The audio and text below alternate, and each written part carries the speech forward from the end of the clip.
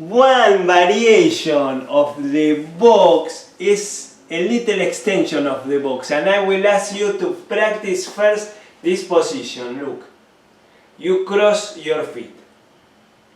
This is an element we use in tango, leaders and followers. In this idea that we are going to work now, is only the follower going to do. But sometimes we do it, so you can practice. It could be your right in front, or it could be your left in front. There are many kind of exercises, but for the follower, in this case, it will be going backward. 2, 3, 4, 5. So she is crossing her left in front of her right.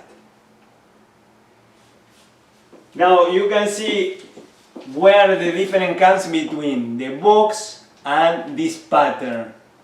We call this pattern, one way to call it is salida. Instead of tango close, we go to the cross, and tango close will come after the cross.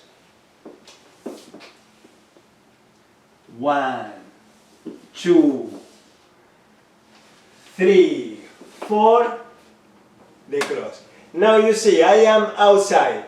That's how Mimi knows first hand that she is going to cross, because I am not coming back in front of her to do the tang of tango close. And after this, yes, we do tango close. Her right, that is behind the cross, is ready to go.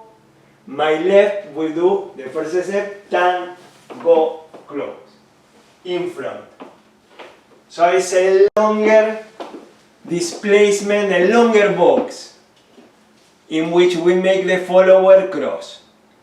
For now, keep in mind that you are not coming back in front. The lead is also with the torso, but it's subtle. But if you wait for each other and you followers realize your partner is not coming back in front of you too close, you have plenty time to go and cross. Let's see from the follower point of view, and you can see also leaders how I am outside partner when I lead her to cross. I am outside, now she crosses. And then I get in front of her and cross. And for the followers, when I have my feet crossed, I have my weight evenly distributed in that moment. For these purposes, we know that I'm going to exit stepping backwards, but to have you be prepared for any element that comes next, you want to have your weight evenly distributed. And I have a little bit of flexion in my knees. I'm not trying to be super straight, and that will be more uncomfortable to achieve that cross position. So give yourself a little bit of space, however that feels comfortable. Let's see one more time. From the embrace. 1, 2,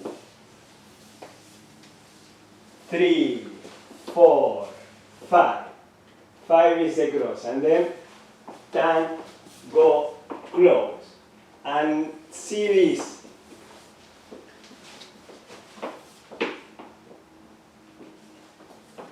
If I come back in front of my partner, no cross. If I don't come back in front of my partner, cross. And wait in the moment of the cross. The leader with feet together. I will show the leader movement. You see, when you lead the follower the cross, you will put your feet together. 1, 2, 3, 4, 5. My right arrive, and now here I have my weight on both feet, same as Mimi told the followers with her cross. For the leader 2, weight on both feet. And then I start going forward with my left. Turn, go, close. Change weight and then it continues. Okay, so what you can do, now focus in doing it the cross. Then we will start to work and communicate the difference. Let's try.